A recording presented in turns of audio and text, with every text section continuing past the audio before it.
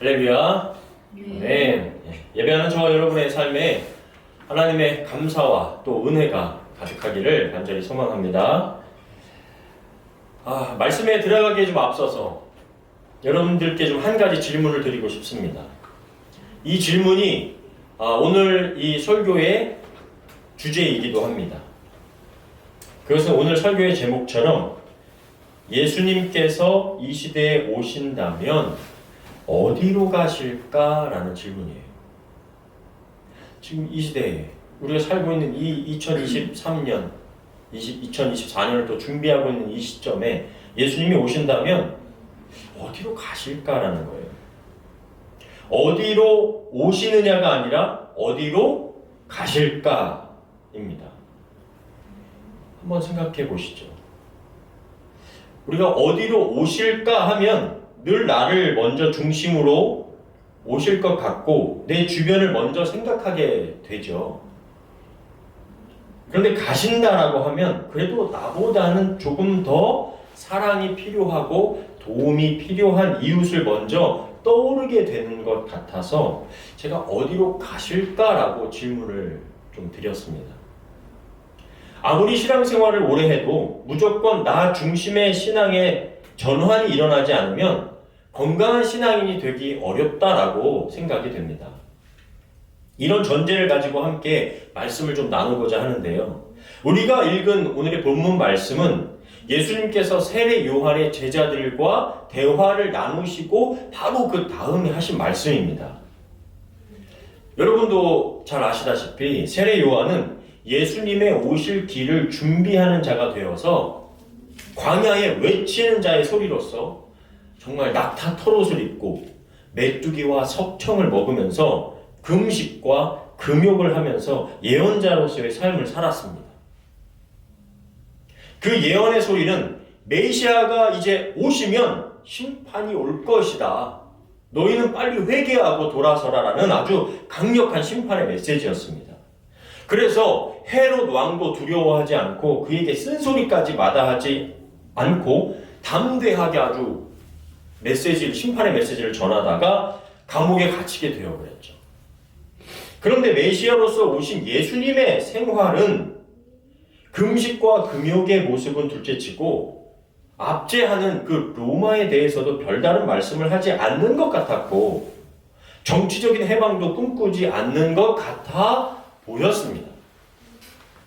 그래서 19절에 기록한 것처럼 예수는 먹기를 탐하고 포도주를 즐기는 사람에다가 그 당시 사람인들이 멀리하는 세리와 죄인들의 친구라는 소문이 막 퍼지고 있었던 거예요.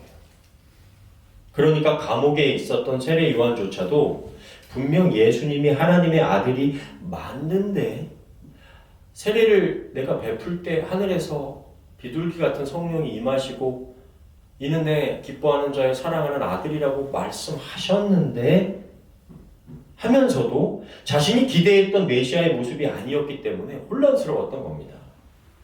그는 회개와 심판을 외치면서 메시아가 오시면 정말 악인들을 심판하실 것이라 기대했지만 예수님은 그렇게 보이지 않았던 거예요.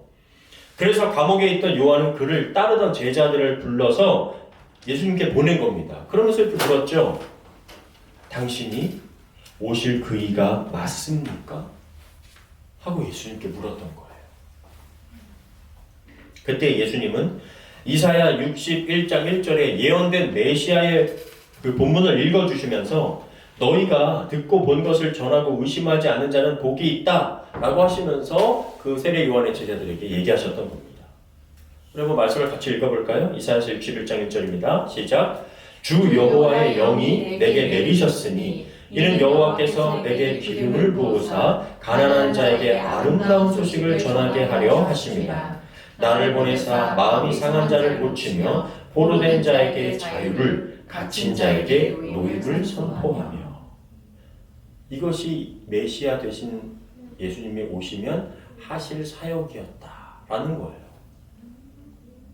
그리고 그 다음 말씀이 바로 우리가 오늘 읽은 본문으로서 이 시대가 어떤 모습인가? 이 시대의 사람들의 모습은 어떤 모습인가?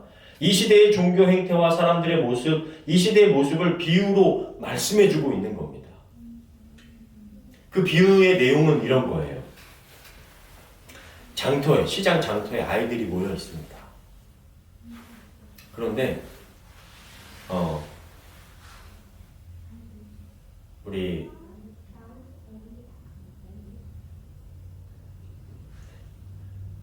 예를 들어서 말씀드리겠습니다.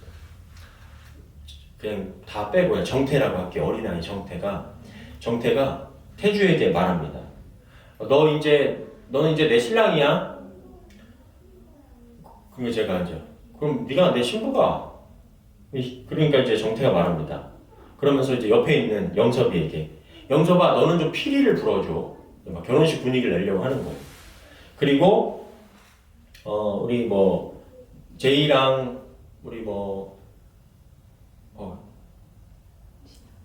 지연자매 지연아 너는 그럼 옆에서 같이 춤을 춰줘. 알았지?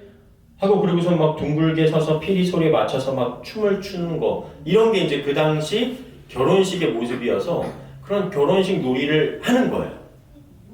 그리고 또 다른 무리의 아이들은 죽은 곤충 막 메뚜기나 뭐 죽은 쥐를 가져다 놓고 장례식을 하면서 어른들이 죽은 사람들 향해서 막 가슴 치면서 통곡하는 장면을 흉내내는 놀이를 또 다른 무리들은 하는 거예요. 그런데 이런 놀이에 동참하기를 원하는데 정태가 태주에게 야 너 이제 내 신랑이야 하니까 태주가 나 싫은데? 거부합니다. 그리고서 옆에 있는 그 우리 영섭이한테 영섭아 피리 좀 불어줘. 나 싫은데 피리 나 못 부는데 싫은데 하면서 결혼 놀이도 안 하고 장례 놀이도 함께 하지 않는 거예요. 이게 바로 오늘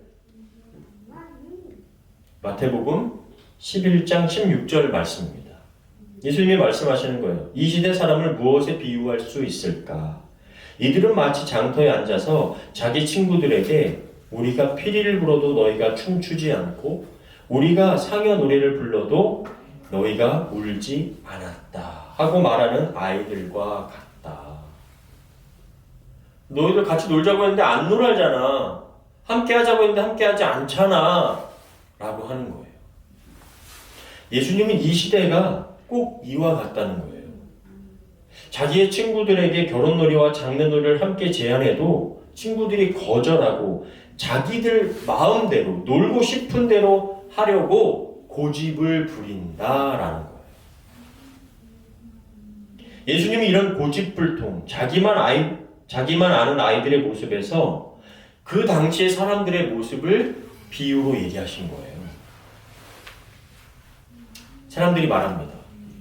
먹지도 마시지도 않고 메시아가 오실 때까지 자신을 절제하며 금욕적인 삶을 살았던 세례 요한을 향해서 뭐라고 하냐면 야야 저 사람 귀신 들렸다. 어떻게 저러냐? 이상하다 이상해 라고 했고요. 그리고 이번엔 예수님이 오셔서 죄인들을 불러서 회개하게 하시고 용서를 선포하시며 문둥병, 벙어리, 절름발이, 안증뱅이들에게 다가가서 치유하시고 죄인이라고 취급받고 손가락질 받는 사람들에게 함께 가셔서 먹고 마시고 하니까 뭐라 그래요? 먹기를 탐하는 탐식가, 포도주를 즐기는 술주정뱅이, 죄인들에게 가까이 가는 죄인들의 친구라고 한다는 거예요. 그렇게 비꼬는 겁니다. 다시 말해서 예수님과 세례 요한이 지금 동참해라, 함께 하자, 회개하자, 나의 이 아픈 자들을 위한 이 놀이에 함께 하자라고 하는데 사람들은 난 너희랑 안 놀을 거야. 어휴 저 귀신 들린 새끼, 어휴 저 술주정뱅이, 어휴 저 먹기만 탐하는 자 라고 한다는 겁니다. 그러자 예수님이 19절 후반부에 이렇게 말씀하시죠. 인자는 와서 먹고 마시며 말하기를 보라 먹기를 탐하고 포도주를 즐기는 사람이요 세리와 죄인의 친구로다 하니 지혜는 그 행한 일로 인하여 옳다함을 얻느니라. 지혜는 그 행한 일로 인하여 옳다함을 얻을 것이다. 회개를 선포한 세례 요한의 두려운 메시지나 예수님의 희망적인 사역에 냉담하고 동참하지 않는 사람들에게 예수님이 이렇게 말씀하신 거예요. 즉 세례 요한의 삶과 메시지, 예수님의 삶과 메시지는 그 열매로 옳다는 인정을 받게 될 것이다 라고 답변하신 겁니다. 마찬가지로 현대의 무늬만 크리스찬 혹은 종교인들아, 이제 너희들만의 놀이, 나만의 놀이를 포기하고 주님과 함께하자는 천국의 놀이에 응하고 동참하는 것이 천국 백성이 삶이 되는 것이야 라고 말씀해 주시는 거예요. 내 놀이에 함께하자. 그러면 주님의 놀이는 어떤 모습일까요? 주님이 가르쳐 주시고 함께하자는 천국 놀이는 뭐죠? 그것이 처음 질문드린 예수님은 이 시대에 오시면 어디로 가실까라는 질문과 다르지 않습니다. 왜 예수님께서는 이 땅에 오셔서 2000년 전 오셔서 먹기를 탐하고 포도주를 즐기는 탐식가, 술주정뱅이라고 불리면서 저 낮은 곳에 있는 죄인이라고 불리는 사람들에게 가셨을까요? 사람들이 가까이 하지 않고 배제하고 차별하는 사람들, 죄인이라고 불리는 세리와 창기와 병든 자들의 친구가 되어 욕을 먹으면서도 왜 그들에게 다가가셨냐는 거예요. 도대체 왜 그 당시 종교 지도자들이 전하고 잘 정해놓은 율법들, 잘 정돈되어 있어서 그대로 해도 야 거룩하다, 훌륭하다 들을 수 있는 그런 교양이 있고 센스 있고 지성 있는 모습을 거부하시고 지금의 교양 있는 우리가 보기에도 전혀 크리스찬, 기독교인, 거룩한 하나님의 백성으로 보이지 않게 행동하셨냐는 거예요. 여러분, 우리는 예수님을 따르는 사람이라고 하는데 만약 오늘 지금 이 시간 어떤 거부감이 드는 사람들이 우리 옆에 앉아 있다면, 지금 이 자리에 앉아 있다면 여러분은 그 사람을 가만히 지켜보시거나 좋은 마음으로 대하실 수 있을 것 같으신가요? 어떤 사람들이 있을까요? 마약 중독자. 그러고 보니까 어제 제가 학원에 갔던 유일을 기다리면서 맥도날드에 앉아 있었는데 정말 마약에 중독돼가지고 맥도날드 한켠에서 두 사람이 정말 자세도 완전히 틀어져 있고 빵에 막 잼을 발라서 막 그러고 있으니까 점원들이 와가지고 그들을 이렇게 세큐리티하고 같이 와가지고 이렇게 잘 정리해서 내보내더라고요.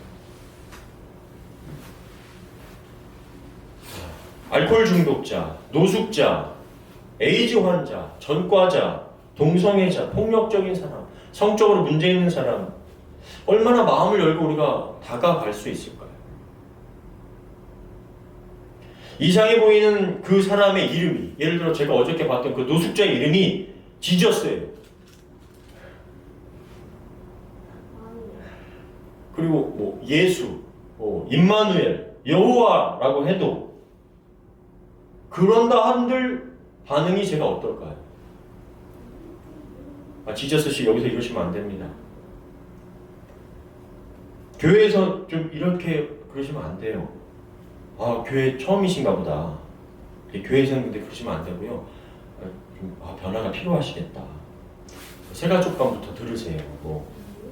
조금만 교양 있게 행동해 주시길 부탁드립니다. 매너 있게 해주세요. 뭐 이러지는 않을까요? 그런데 예수님은 높은 위치가 되어서 그들을 변화시키려는 것이 아니라 그냥 그들처럼 되어버리신 거예요. 제가 인천에서 사역할 때였습니다. 그 동네는 대부분 좀 어려우신 분들이 많이 사시는 지역이었어요. 그런데 그 동네 번화한 그 시장 한복판에 이 편한 세상 아파트 단지가 크게 있었어요. 그리고 그 이 편한 세상 주변으로는 다 어렵고 불편한 세상이었어요. 제가 부목사로 부임하고 하루 이틀 되었을 때로 기억하는데 새벽 예배를 드리고 이제 불이 다 꺼지고 집중해서 기도를 하려고 하는데 갑자기 제 앞에 검은 그림자가 드리워지면서 누군가 제 손을 잡고 이렇게 덥석 당기시더라고요. 가만히 보니까 연세가 많으신 할머니 권사님께서 자신을 좀 따라오라고 하시면서 이유도 알려주시 않으시고 저를 밖으로 불러내셨어요. 부임한 지 이틀 만에 제가 어떤 성도님인지도 잘 모르는데 영문도 모르고 막 그분을 따라갔습니다. 아직 동이 트기 전에 어둡고 막 좁은 골목을 따라서 반지하 주택으로 따라 내려갔습니다. 거기에는 전기세와 수도세를 내지 못하셔서 난방이 되지 않는 차가운 방바닥에 몸이 아파서 거동이 불편하신 한 할머니과 나이가 40이 넘었지만 일을 구하지도 일을 하지도 않는다는 아들이 살고 있었습니다. 그 동료 권사님의 마음에 교회에 새로 부임한 좀 젊은 목사가 가서 기도해주면 좀 낫지 않을까 하는 그런 마음에 저를 좀 데리고 가신 것 같았어요. 기도 받으시는 분의 얼굴도 제대로 볼 수 없게 좀 컴컴했고요. 다른 건 자세히 기억나지 않지만 그냥 하나님 제발 도와주시기를 간절히 기도해 드리고 나왔습니다. 이 말씀을 준비하면서 그때를 떠올리며 예수님은 이 편한 세상 따뜻한 방 안에서 성경을 펴고 기도하시는 권사님의 기도 소리에도 반응하시고 반드시 응답하실 분이시지만 캄캄하고 차가운 바닥에 몸을 누이고 병원으로 움직일 수 없음에도 그 일 못하는 다 큰 아들을 걱정하시며 안타까워하시는 늙은 엄마의 기도 소리에 더 먼저 찾아가실 것 같다라는 생각이 좀 들었습니다. 마태복음 9장 12절이에요. 바리새인들이 보고 그의 제자들에게 이르되 어찌하여 너희 선생은 세리와 죄인들과 함께 잡수시느냐? 왜냐하면 그들은 죄인이기 때문에. 그렇죠. 예수께서 들으시고 이렇게 말씀하셔요. 건강한 자에게는 의사가 쓸데없고 병든 자에게라야 쓸데있느니라. 너희는 가서 내가 긍휼을 원하고 제사를 원하지 아니하노라 하신 뜻이 무엇인지 배우라.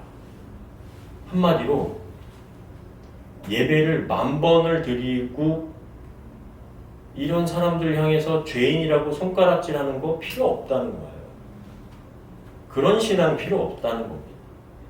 나는 의인을 부르러 온 것이 아니요 죄인을 부르러 왔노라 하시니라. 자신이 건강하다고 생각하는 사람에게 의사 필요 없습니다.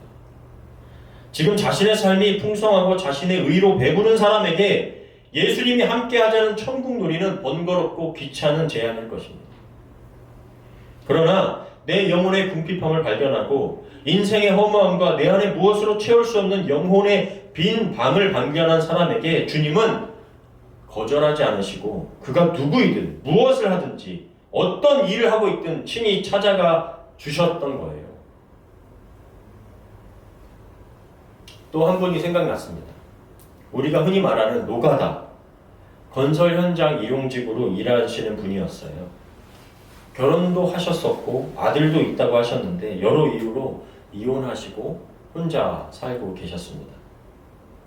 그 교회 성도님들 대부분이 일을 하시는 분들이라 저녁에 제자 훈련이나 성경 공부 시간이 늘 있었습니다. 건설 현장의 일이 워낙 고되고 함께 일하시는 친구분들의 어떤 그 반강제적인 압박에 술을 안 드실 수가 없어서 일도 워낙 고되시고 그래서 늘 일을 마치고 교회로 바로 오시면 땀 냄새와 술 냄새가 몸에 늘 배어 있었습니다.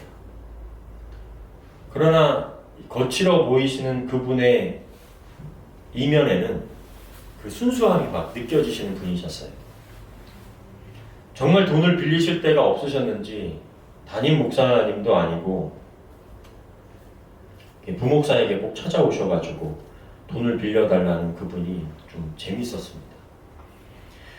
그분이 좀 더 인간적으로 좋았던 것은 그 당시 젊은 부목사의 눈에 보기에도 그분은 무슨 일이 있어도 교회의 모든 예배, 훈련, 팀에 빠지지 않으시려고 적극적으로 참석했고요. 몰라도 따라하려고 열정을 내셨어요. 그리고 눈에 띄게 달라지시는 게 보이셨습니다. 한 번은 여름에 선교팀이 구성되었어요.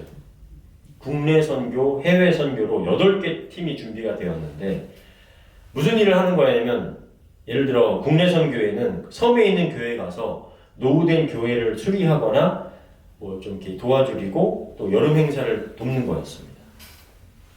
해외 선교에는 필리핀이나 아프리카 같은 곳에 선교지를 방문하고 전도, 의료, 미용, 여름 선교학교 같은 일로 선교사님들을 도와드리는 일이었어요.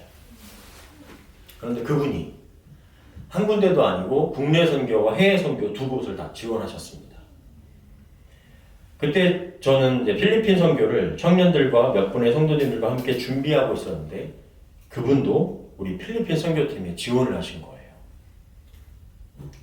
그런데 그 성도님께서 먼저 국내 선교를 다녀오셨는데 돌아오시는 날 그분의 얼굴이 참 어둡고 몇몇 팀원들과 다투시는 모습을 좀 보게 되었어요. 그분이 굉장히 이렇게 아직 그 필터링이 안 되셨기 때문에 화가 나면 그냥 막 화를 내시는 분이셨어요. 이유를 들어보니까 그 팀에서 자신을 너무 무시하고 팀원들이 함께 하려고 하지 않았다는 거예요. 본인도 무시당하는 걸 느꼈기 때문에 좀 화가 났던 거죠. 그러니까 아마도 그 팀원들 중에서 아직 그렇게 좀 교회스럽지 않게 하시는 모습에 대해서 같은 팀원들이 좀 잘 받아주지 못하셨던 것 같아요. 그때 기억에 저도 조금씩 걱정이 되기 시작했던 것 같아요. 국내 선교팀에서 잘 어울리지 못하시면 해외 나가셔서 어떻게 하시려고 그러시나. 거기다가 해외 선교팀은 청년들이 많아서 이 어른이라 청년들이 뭐라고 잘 하지도 못할 텐데 하면서 더 걱정하고 기도했던 것 같습니다. 시간이 지나서 선교가 다 끝나고 해외 선교가 마무리되는 날 서로 돌아가면서 소감을 말하는 시간이었습니다. 근데 그분께서 이 팀에 오기 너무 잘하셨다고, 자신을 너무 잘 받아주고 챙겨주고, 그리고 이 어려운 해외에 사는 이 필리핀 사람들을 자기가 이렇게 도와줄 수 있어서 은혜를 받았다면서 이렇게 굉장히 감동을 받았던 이야기를 하셨습니다. 제가 그때 느낀 것은 오히려 이 교회답다, 교회스러워야 한다는 고정관념으로 그분에 대한 어른들의 무시와 배제보다 순수한 청년들의 포용과 이해가 그분을 품었다는 생각이 들었어요. 더불어 필리핀에 있는 어려운 사람들을 보면서 자신 안에 있는 예수님으로 인한 그런 부유함, 나는 부유하구나 라는 생각을 하지 않으셨었나 라는 생각이 들었습니다. 제가 왜 이분의 이야기를 좀 이렇게 길게 했냐면, 이분이 교회를 또 예수님을 찾은 것은 그분의 삶이 힘들어서 뭔가 의지할 것이 필요해서 교회를 찾아왔을 수도 있습니다. 땀 냄새와 술 냄새가 풀풀 풍겨도 열정을 가지고 잘 알아듣지 못해도 예배든 훈련이든 다 참석해 보려는 의지가 있어서 교회를 찾아왔을 수도 있어요. 그러나 적어도 제 생각에는 그 어떤 교회적인 지식과 훈련보다 그분을 위해서 속회가 되었든 구역이 되었든 단 한 사람이라도 그분의 어떤 가난의 냄새, 소외된 냄새, 이혼과 아픔의 냄새, 어떤 불편함의 냄새가 되었든 그분을 위해서 예수님께서 그분을 사랑하는 그 사랑으로 그분을 그대로 받아준 누군가에 의해서 그분은 예수님을 만나지 않았을까. 그래서 그분이 그렇게 변화될 수 있지 않았을까 라고 믿게 되었습니다. 여러분, 다시 한번 묻고 싶습니다. 예수님이 이 시대에 오신다면 어디로, 누구에게로 먼저 다가가실까요? 제가 최근에 좀 읽으면서 어제도 잠시 말씀드렸지만 좀 가슴이 벅차고 뻐근해지는 책이 있습니다. 권정생 선생님의 산문집 우리들의 하느님이라는 책인데요. 이분 혹시 여러분 몽실언니라는 드라마 예전에 어렸을 때 혹시 보셨던 기억이 있으신가요? 몽실언니, 이렇게 단발머리 이렇게 하고 다리가 불편해서 이렇게 쩔뚝거리면서 몽실아 이렇게 조금 예. 그리고 이제 혹시 강아지 똥이라는 동화책 아시나요? 우리 아이들에게 좀 읽어줬던 강아지 똥이라는 책.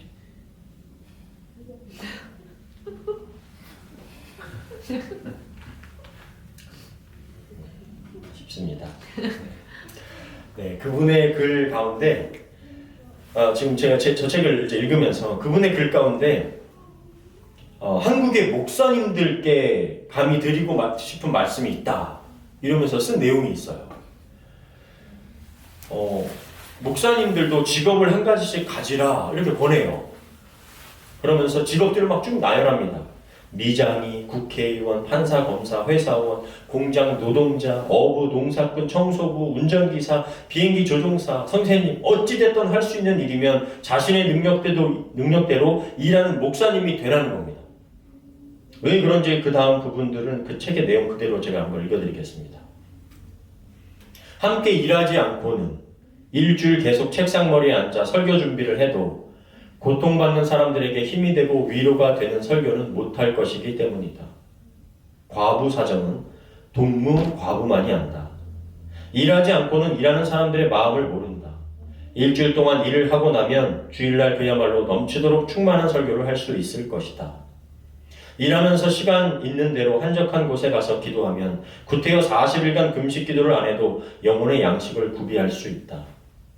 가난한 자에게 필요한 것은 그 가난한 자 곁에서 함께 가난해지는 것뿐이다.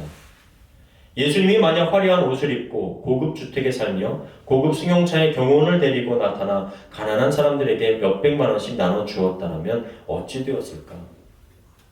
예수님이 우리에게 필요한 것은 그가 능수능란한 부흥사도 아니고 자선가도 아니고 혁명가도 아니고 예언자도 아니라 가장 소박한 한 인간으로 우리 곁에서 33년 동안 고락을 함께 해준 삶 때문인 것이다. 기독교인이라면 어떤 직분을 가졌든 함께 일하며 살아가는 삶이 있을 때 이 험한 세상 조금은 따뜻해지고 시한부 종말을 기다리는 어처구니 없는 일도 없어질 것이다. 가장 겸손한 삶은 이웃과 함께 일하며 살아가는 것뿐이다.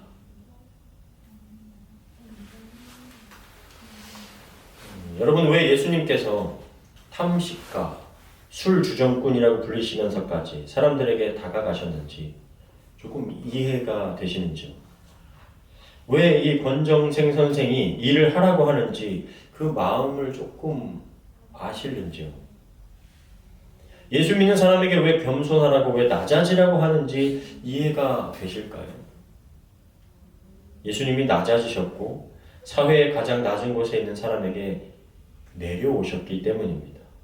그리고 우리에게 그 천국 놀이를 함께 하자고 부르시는 것이죠. 여러분, 혹시 이 권정생 선생의 글이 언제쯤 쓰여진지 짐작이 되실까요? 초판이 96년도고요. 개정이 2008년입니다. 96년도에 이런 글을 쓰신 거예요. 96년이면 지금부터 27년 전인데요. 약 30년 전 96년도면 한국 교회가 절정기에 있을 때입니다. 제가 다니던 교회는 그때 계속 성장하고 있어서 건물 옆에 교육관을 짓고도 좁았어요. 초등부 아이들이 막 200명 넘을 때였습니다. 교회 신학생들이 막 배출되고 부흥회를 하면 의자가 없어서 복도에 간이 의자 놓고 앞에 돗자리 펴고 앉아서 은혜 받던 시절입니다. 그 모든 은혜의 시간을 비판하거나 무시하는 건 아니지만 그 가운데 우리가 놓치고 있었던 건 무엇일까 지나고 나서 지금 다시 생각해 보게 되는 거죠. 그분의 글 가운데 십자가 대신 똥짐을 지라는 글이 있습니다. 십자가 대신 똥짐을. 잠깐 읽어드리겠습니다. 올해도 많은 신학교에 장래 목회 지망생들이 입학하려고 할 텐데 과연 그분들이 하나님 나라의 백성을 위하고 인간 구원을 바란다면 자연을 가꾸고 농촌을 지키는 농사꾼이 되는 게 좋을 것이다. 양을 길러 젖을 짜 먹이고 양고기를 먹고 살던 유대 나라에서 목자가 가장 귀한 직업이었다. 그래서 예수님도 스스로 목자가 되셨다. 한국에서 농사꾼이야말로 영육을 함께 살리는 하나님의 일꾼일 것이다. 정말 똥짐을 지는, 옛날에 농촌에서 그 똥짐을 져서 이렇게 비료를 퍼서 이렇게 했던 거잖아요. 그게 똥짐이잖아요. 정말 똥짐 지는 목회자는 없는 것일까? 예수님이 지금 한국에 오신다면 십자가 대신 똥짐을 지실지도 모른다. 최근에 한국에 있는 신학교들 다 정원 미달인 거 아시나요? 제가 이 글을 아내에게 읽어주었더니 여보 똥집? 똥집? 해서 제가 예수님이 왜 우리에게 똥집을 해? 라고 반문하며 웃고 넘어갔습니다. 똥집? 자꾸 그래가지고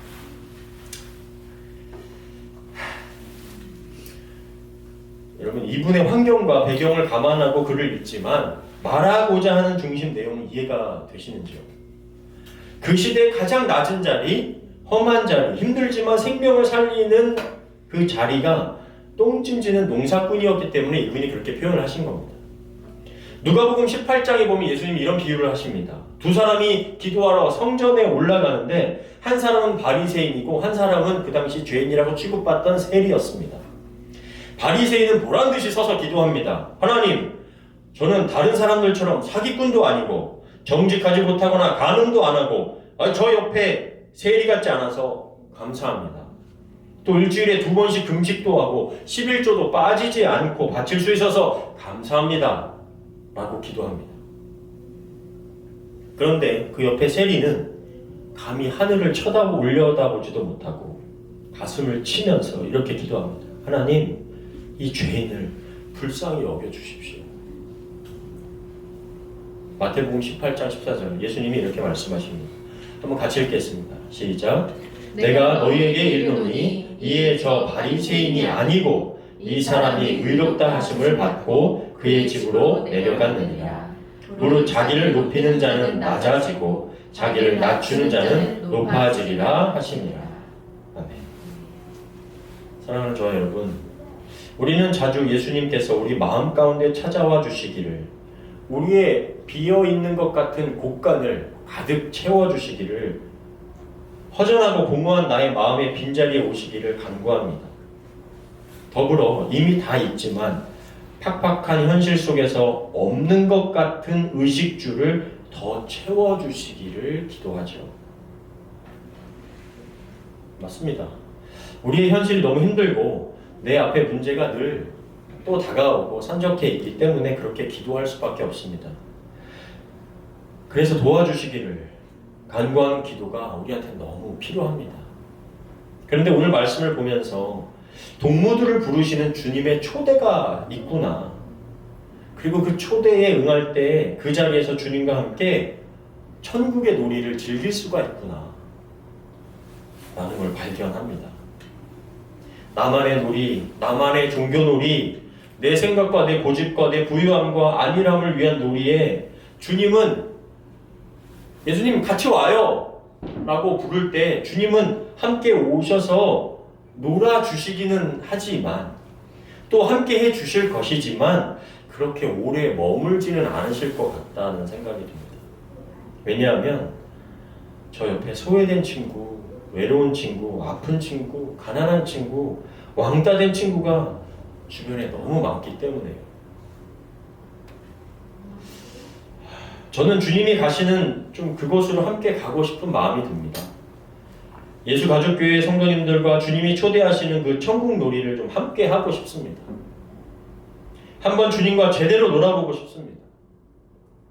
주님의 초대에 함께 피리를 불며 함께 춤을 추며 함께 기뻐할 수 있는 저와 여러분이 좀 다 되시기를 주님의 이름으로 간절히 축원합니다. 아멘.